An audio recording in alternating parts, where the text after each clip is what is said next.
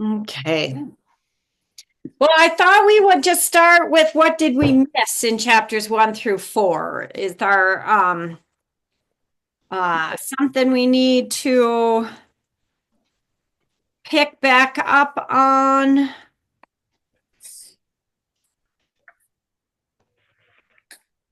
I was reviewing the pages in the back, the practice pages, Oh, page yeah. 181 and 182.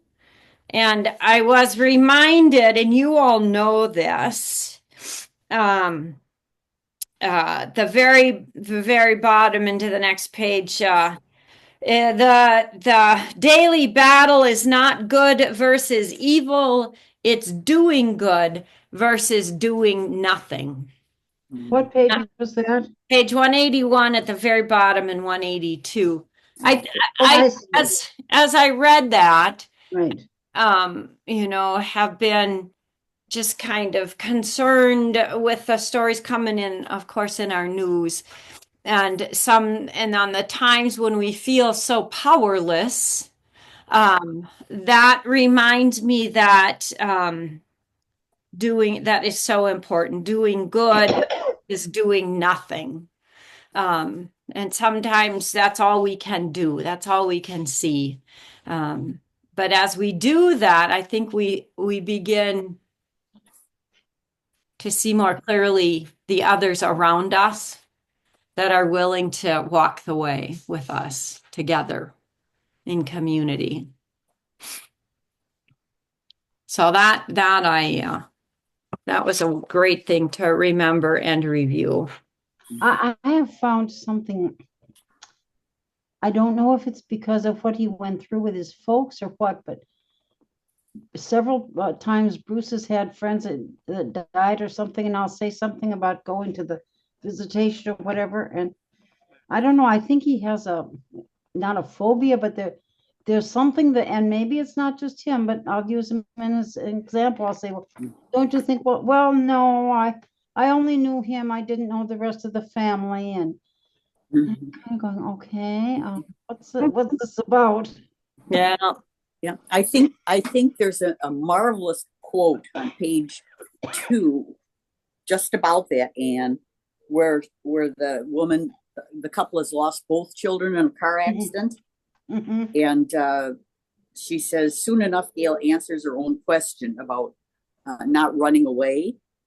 Uh, Let me be clear, this mother said. Your house is the scariest place on earth right now.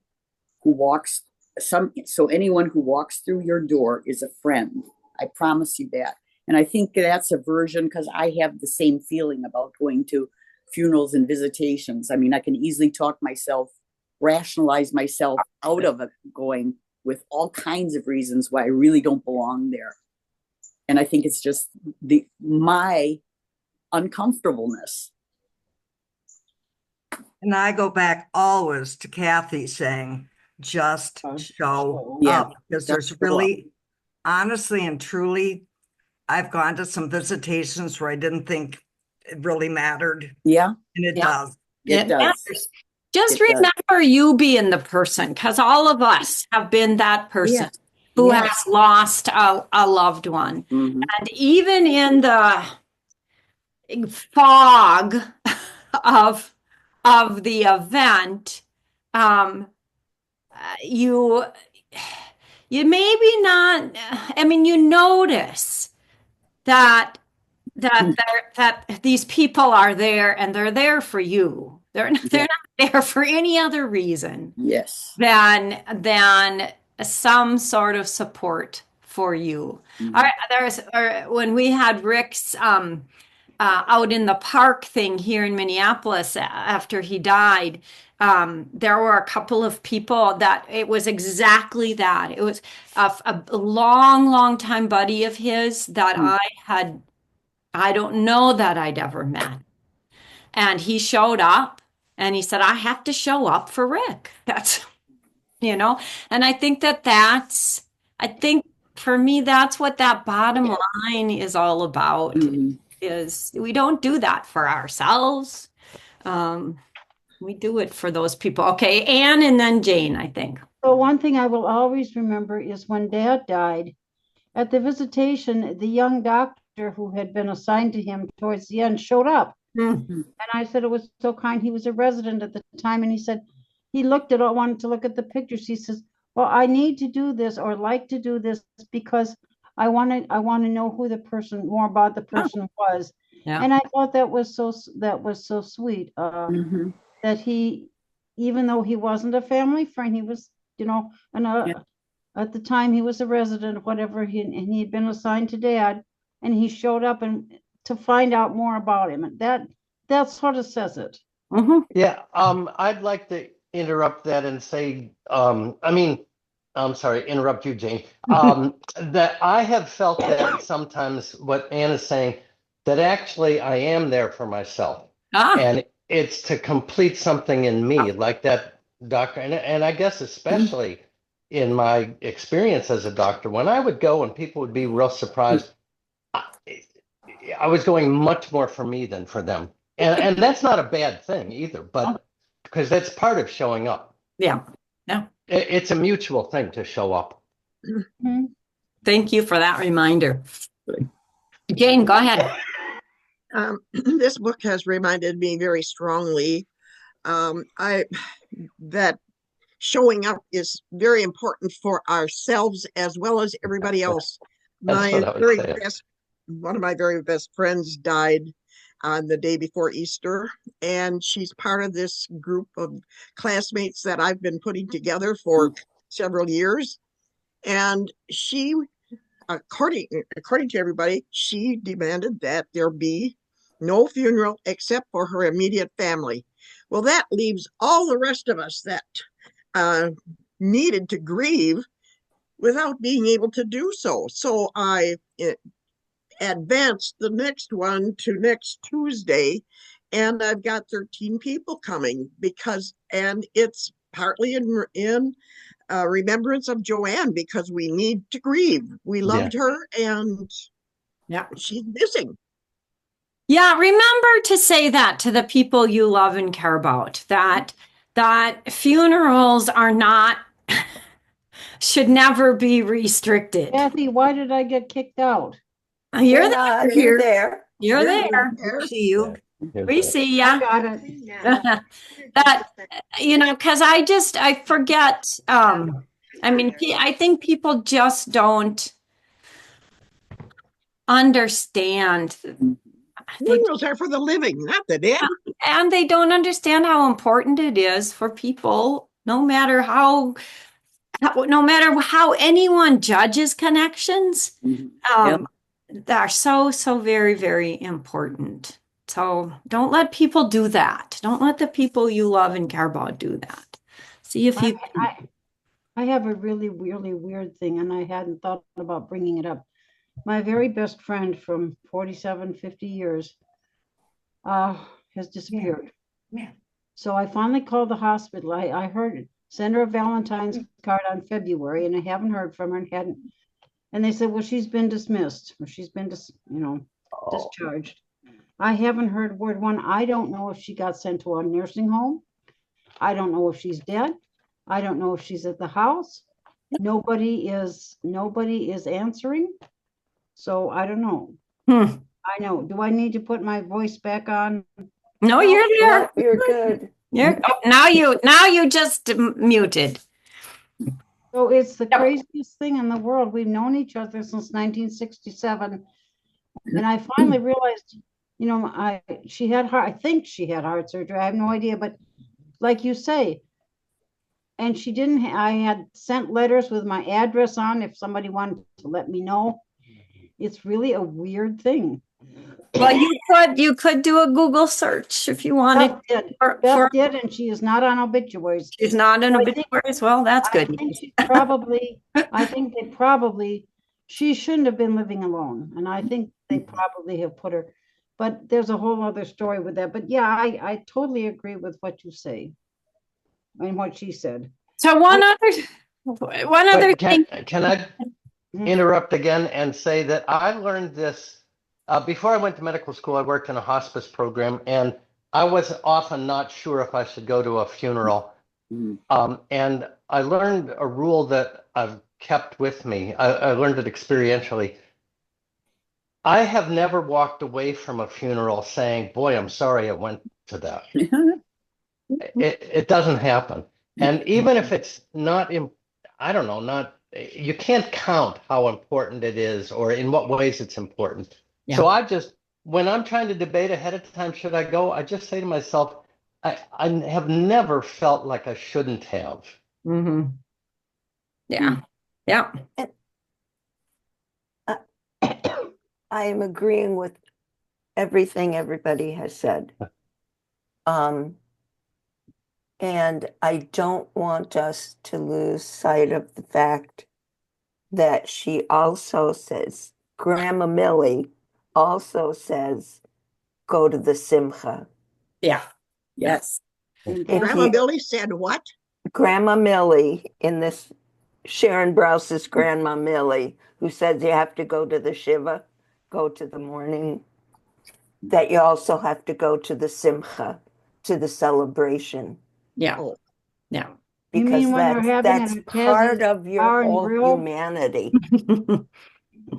Thank you. Yeah.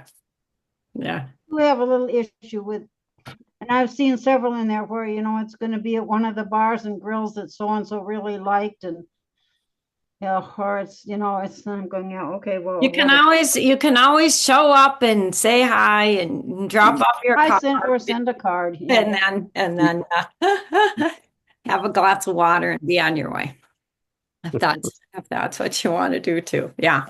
But I think that, you know, one of the things that I think we forget when a church, well, and this is not happening nearly as much as it had in the past, but you do know that when a wedding is in a church, it's a public event. Yes. And that anybody in that parish or, you know, associated doesn't need an invitation to show up at the wedding celebration. Yes, you need an invitation to go to the after party, of course, but I mean that's where the line. Does anybody want to say anything about why these two people can't get married comes from? Well, is a funeral a public event also, Yeah, Kathy? I think it is when it's in the church. I mean, we as a society are moving away from these things being in the church, and we can talk all about that. When we will in the next section here as we get to it, but those are public events, and anybody is welcome to be there. I mean, I've had issues with families that don't get along, right? Mhm. And you can't have a family that says we're not letting them in here. It's like, I'm sorry, but that's not what we do here at the church. They'll Oh, that happened with way back in the day with Trinity. But yeah, you know, that was going to go on. One thing that really was hard for me because I have to take I was something a on the dear oven. friend. Love you, Paula. Well, I I'm told- back. I just have something. I was a dear friend of Gary Ertles. And all they had was the private family interment in the columbarium. I had taught for him. I'd known him, you know, and like you say, Kathy, that's hard. David Parrish too. There was just the private. So yeah, that in a way, you're thinking there. You know, I don't know what Gary's thing was, but anyway, it's hard for those of us that were friends to not be. I mean, I send her a nice card and everything, but it's not like you say, Kathy. It's not providing a closure for everybody. right. Yeah. And I There's don't no opportunity to say goodbye. know. And people just don't, they're not, I don't know why they're not thinking that way. And that was what was so hard about COVID. Yes.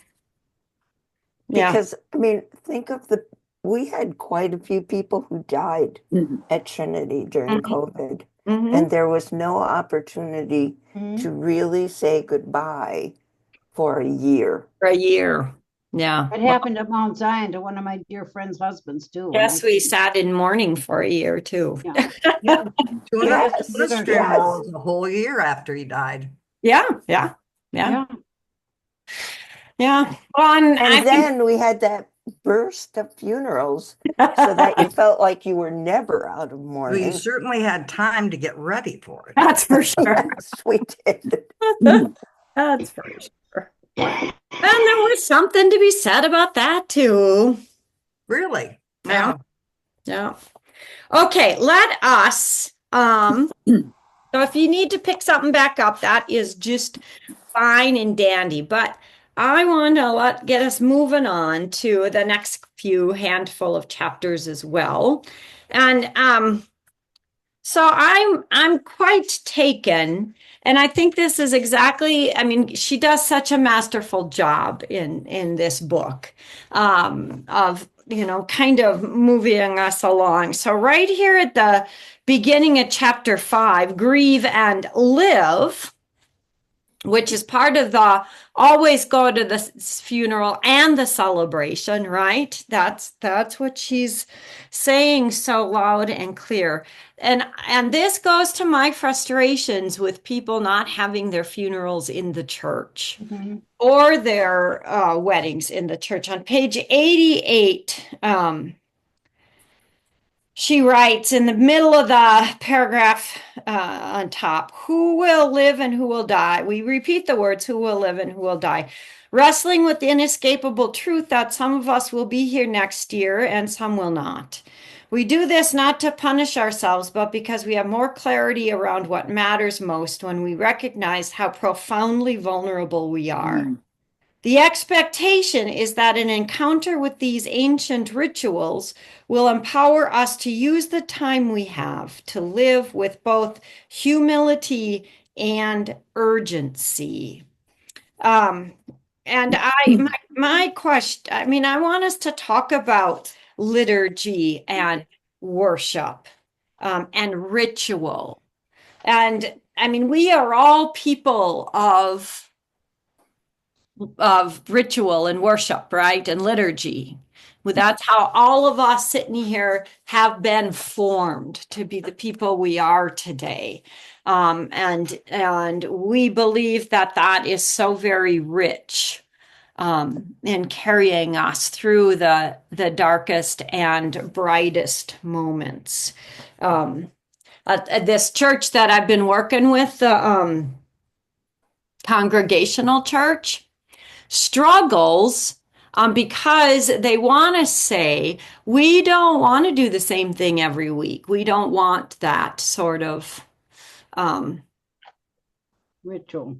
I guess repetition is more because they do think ritual is important, but they don't get how those things all get put You together. have no idea how hard it's been playing for a place like that for Yeah. 6.5 Yeah. years. Yeah, No well, kidding, it you have is no hard. idea. You have no idea what's coming next. Reinventing the wheel every single week, and it's like, Yes. why do we do Yes. that? This is I not. get it. Don't have to do that, but so what do? Let's talk about ritual and liturgy. What is that about for us, and why is that so important for us? Well, in a sense, I've read before, and I promised I wasn't going to talk, but you know me. Continuity and community. You have that in any, the Lutheran Church, the Catholic Church, Roman Catholic, the Episcopal, you can go in at any point in wherever you are in the country and follow, and gives you a sense not only of the continuity, this is the liturgy, but the community with the people that you're with. I mean, I go into Emmanuel Lutheran in DC or in Alexandria, and it's the same thing pretty much, except that they have cymbal-stern and trumpets. And you understand what's going on. And I understand what's going on. Daniel can come back out here and understand what's going on. I can go into a Roman Catholic church and understand, there's that combination of continuity and community. And I think that's a huge thing. And even as I've been reading the Old Testament, God help me, where God is telling the people how to do and what, you go through the extremely extreme points of what he wants with each thing to be done. and that there is a sense that is part of God's worship. Well, now I'll cough. When I lived in Sturgeon Bay, we were very good friends with many people who went to the Moravian Church, which really did not have liturgy. Mm. And most of the men were Masons. Because they have a liturgy. That's exactly what the priest from the Episcopal Church said. Yeah. Because they had invited him to come talk to something that they were doing. And he said, yeah, they all go to the Masonic Lodge to get their liturgy because they don't have it on Sundays. Yeah. You know, I think it's kind of like when your family, your kids, your husband, your sister, parents say repeatedly they love you. Mm. And even though you know they love you, I need to hear it. I need to hear the words. And I think liturgy kind of works the same way in a remembrance sense. Mm-hmm.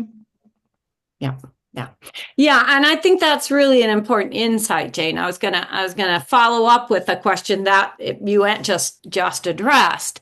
That it's not only the lovely wonderfulness of any of us being able to attend church in all sorts and kinds of places and experience the continuity of that, but it is also deeply formational. Mm-hmm. And Jane, that's what you're speaking to. I have played in, I went after Carlos on liturgy at some point on the Sundays when they didn't have communion at the Methodist Church. And it was kind of interesting. Each one can do different. I think Cargill is a little bit more liturgical than some of the others. And it does have, I'd say, well, Carlos, why aren't we saying the creed? I mean, they say the Lord's Prayer and, and then when they go in the confession, he would go on and on and on. Okay, Carlos, it's okay. We can just say this, So for me, following the liturgy and coming from working in the Methodist Church to back in the Episcopal Church, it's that you feel what you say, the formation that you're starting with understanding the confession and going on from there. But yeah, I don't know. I don't, some people seem to need the other. Christopher and Aurora have been going over to, they're going to the Con Church in whatever, off of 14. But that's partly because of the preacher. And, some others feel that they just can't, and yet Nicholas loves the Episcopal Church, and I don't know. Each one has. Not interested. Yeah. Needs. Yeah. I had a strange thing to think about as I was reading this book, and maybe it's because I was in the hospital, but I got the feeling that this book is geared primarily towards people who would be working with hospice or the ill, that it is for me, it's mostly about treatment of death and how to treat dying and how to treat people who are in those situations. Now, maybe that's just because of the examples she's given so far, or I plan on sharing this with Louise Austin. I think she'd get a lot out of it. I think that's because that's life. Yeah, and that's the way she's treating it. And I'm on page 94.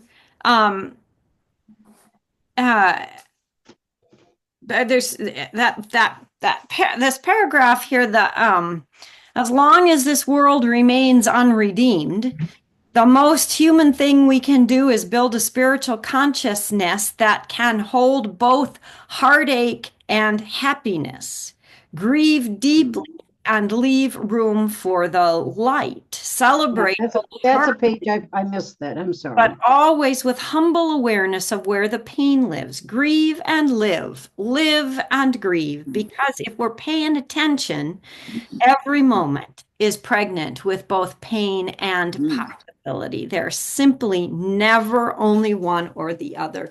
We live in that tension all the time, and good liturgy pays attention to that. Go ahead, Mike. This discussion and the book itself are just stimulating so many anecdotes for me, and I think that's true with all of us. So I have to add one more. I worked with a physician younger than me by at least 10 years. He was a real free spirit kind of a guy. He could have been a great hippie. He would walk in at change of shift and say, "Dudes, what's happening?" And he was just a funny and fun guy to be around. We went on a backwoods hiking off the trail thing with a couple other guys in Colorado and got lost in a snowstorm and died. Oh, And it's hard to talk about without choking up because yeah. he made such an impact. But we went to his funeral in Chesterton, Indiana, and it's one of these. I didn't know his family. I never met any of them, but I knew I had to go. So I went. A number of us from the hospital went. It was the most remarkable funeral in a church, not Catholic or Episcopal, so I don't even remember. They had some amount of liturgy. But his brother, younger brother by a few years, got up to talk. And the man, his brother, looked like he could have been a twin. So that was disconcerting enough to see him stand there. And he was younger and probably further out on that free spirit spectrum. And he stood there and looked at his brother's casket. And he stood there for an uncomfortable amount of time till everybody was wondering what's going to happen. And he looked at it and he put up his hands and he shouted, "Dude, what are you doing?" And I have never cried so much and laughed so hard at the same time. And he went on from there to tell stories about his brother that had us all laughing in the pews at the same moment of this tragic event. He left a wife and two little children. It was a horrible tragedy, and his brother just made us laugh.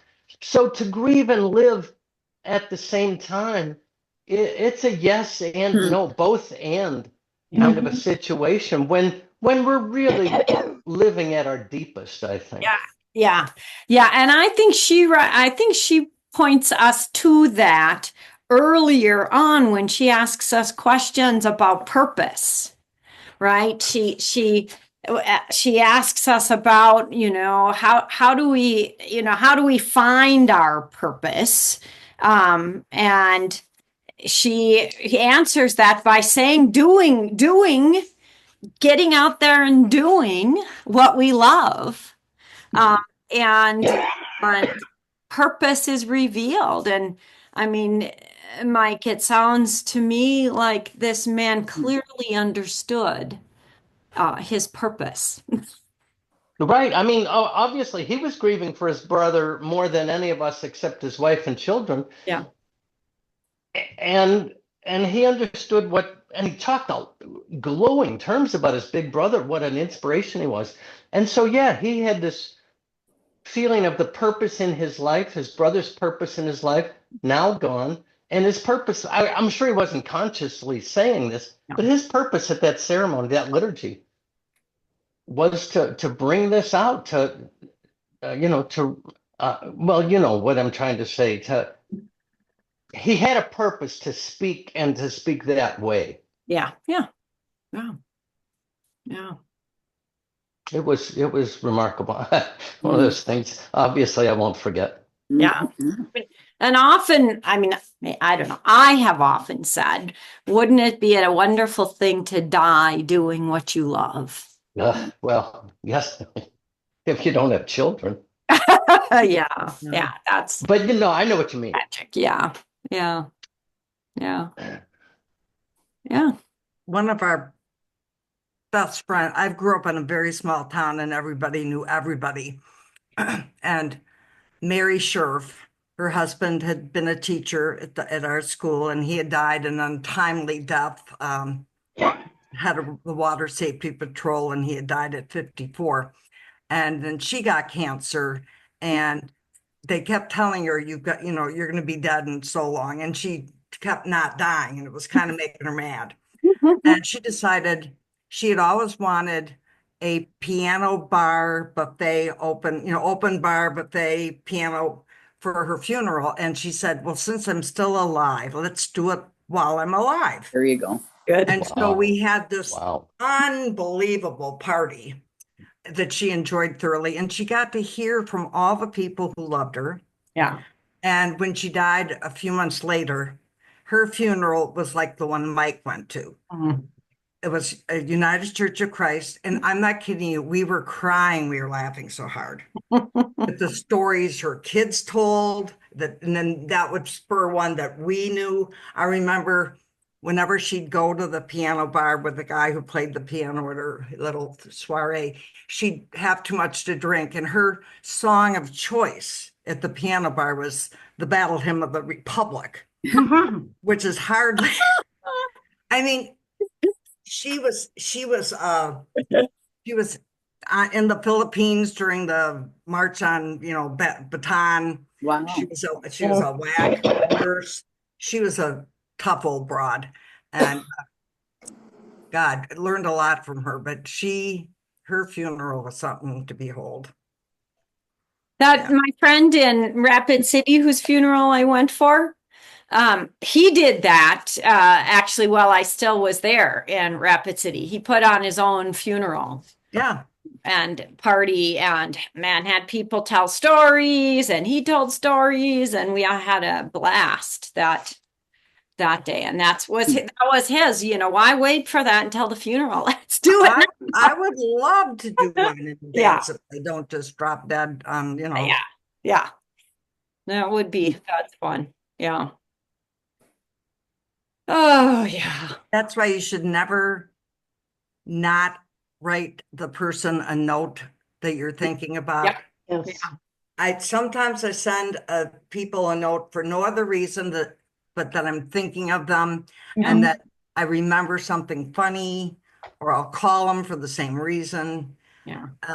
Because you never know when it's not going to be able to be done anymore. Very good. Paula, I don't know if you were here in this time, but the principal, Mr. Bick, Ken Bick, That was a little bit, I think Tuna knew him, but it was a little Yeah. before my time. he did that.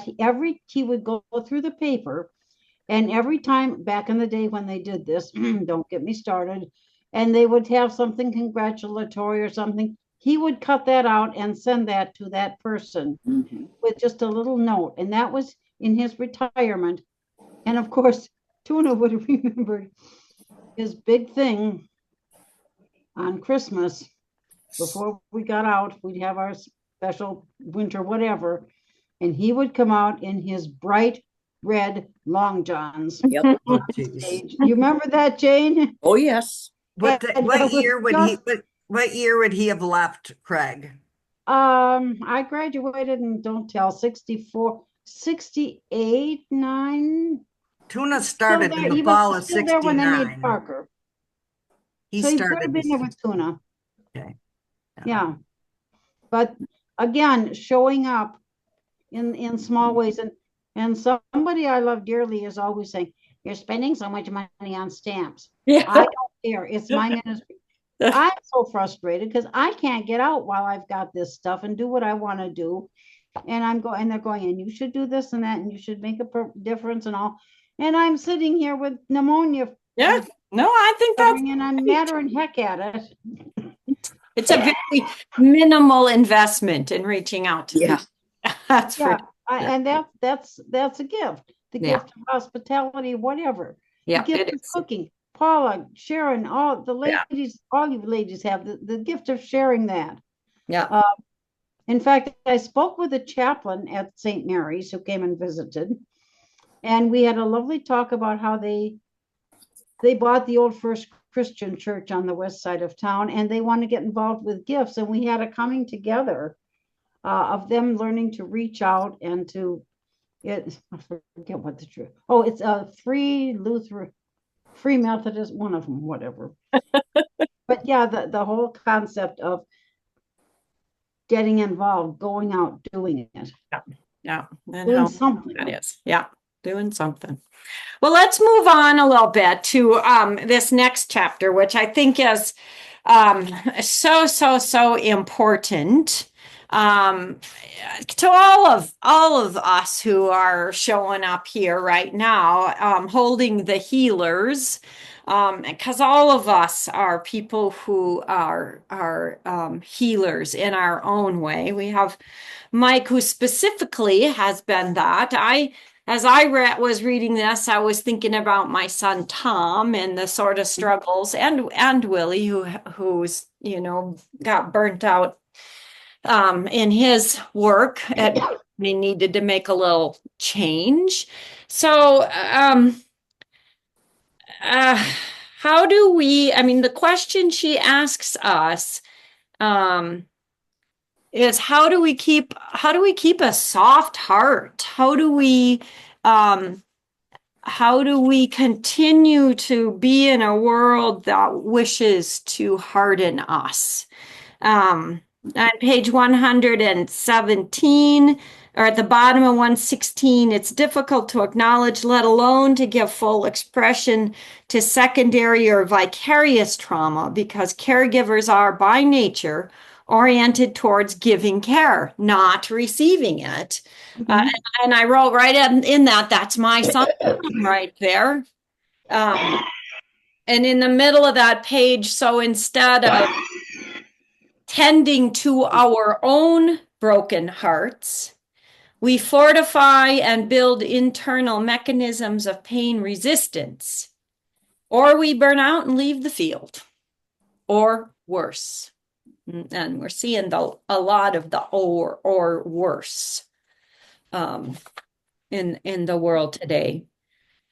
And then on page 118, she writes at the last line of that first paragraph, at what point do we learn to harden our hearts or even refuse to show up to the sacred circle altogether?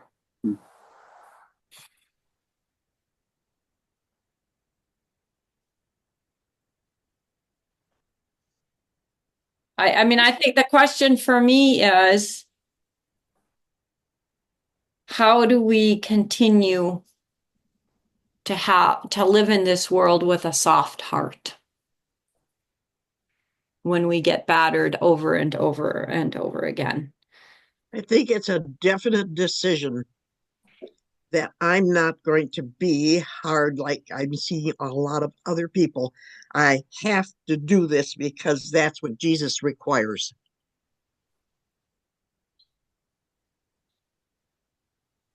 I agree, Jane. My son Michael has hardened his heart toward me so many times in his 48 years, and I've never let myself reach the point of not being open to his softening.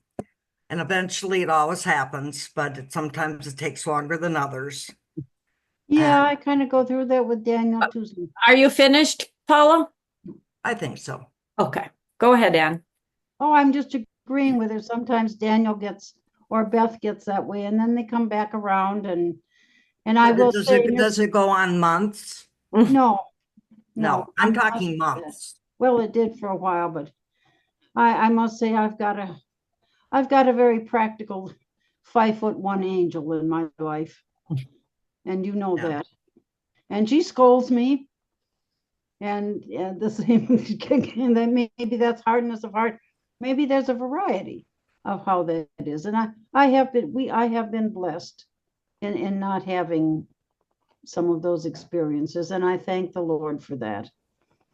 If we think about, I think about one whose heart is hardened, and I might be wrong, but I think that's a symptom of brokenheartedness and fear.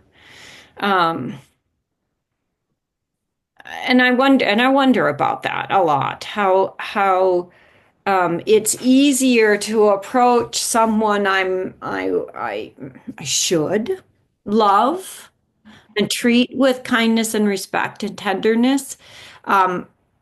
It's easier to guard my own heart because I don't want it to be broken, because I'm afraid. I'm afraid that that person, because of what they're doing, they might die. I'm afraid that just might die.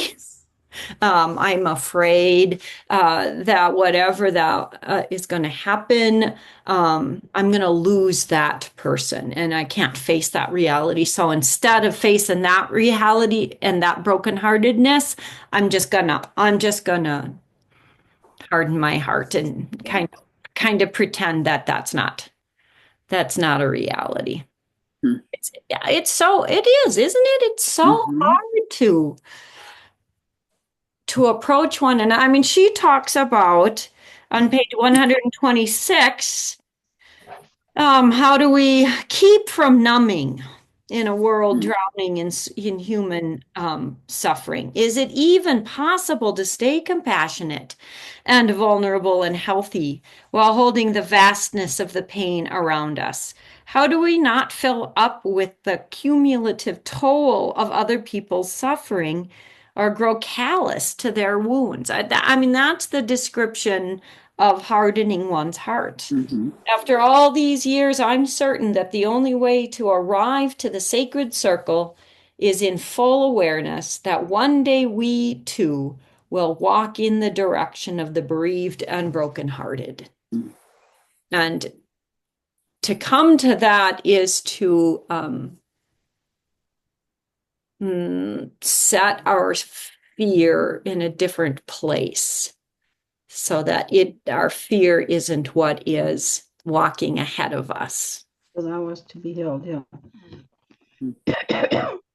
I think, in a way, Mariah, her presence at Trinity, knowing what she's going to go do, just her presence has been a real learning, opening, awakening for me, that there is someone willing to do this, And as I told Father TJ, we have not had a missionary in our parish since Mother What's-Her-Face back in the 1920s and 30s. The article that's going to be in the Gazette is going to talk all about that. And, and I think that is, I got to get. She's going, for those of you who don't know, she's going on the Mercy Ship. Yeah. So what is the Mercy Ship? The Mercy Ship, there are a couple of them. The one she's going on is docked in Madagascar. It's called the Africa Mercy Ship. And they do surgeries on people who don't have the facilities or the means or, anything. It just Google Mercy Ships. Okay. Yeah, just astonishing. And she does it.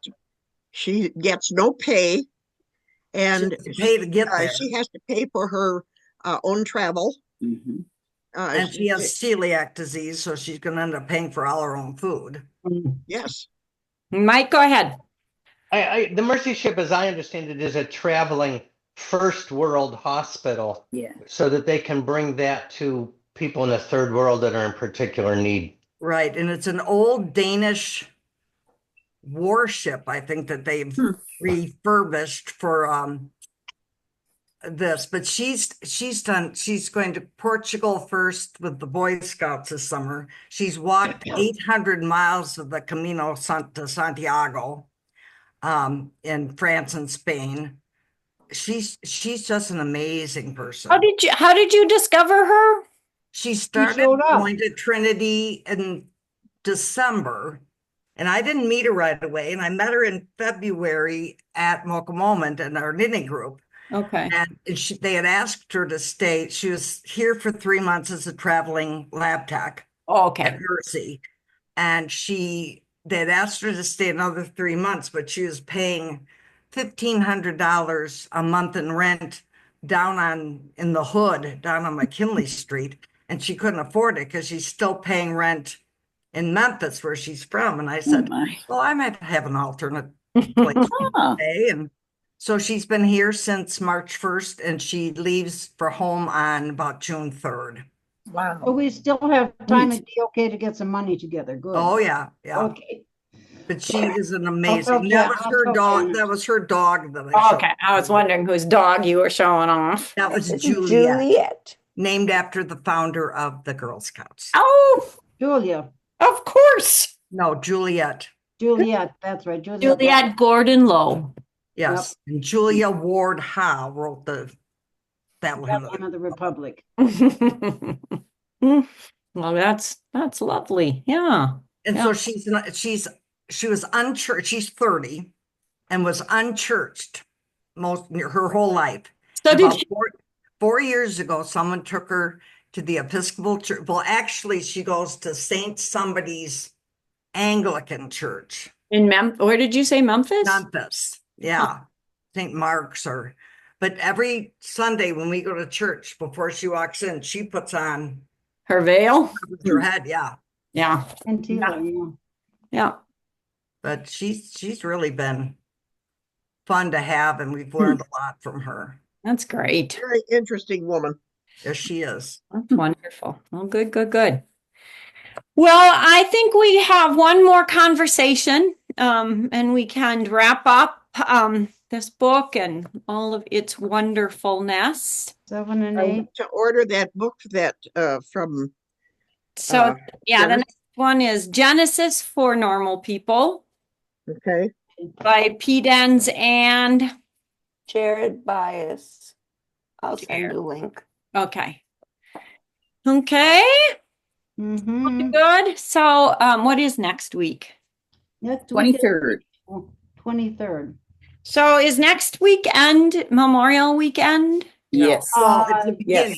beginning. Yes. Yeah. So everybody's fine next Friday morning. Mhm. Okay.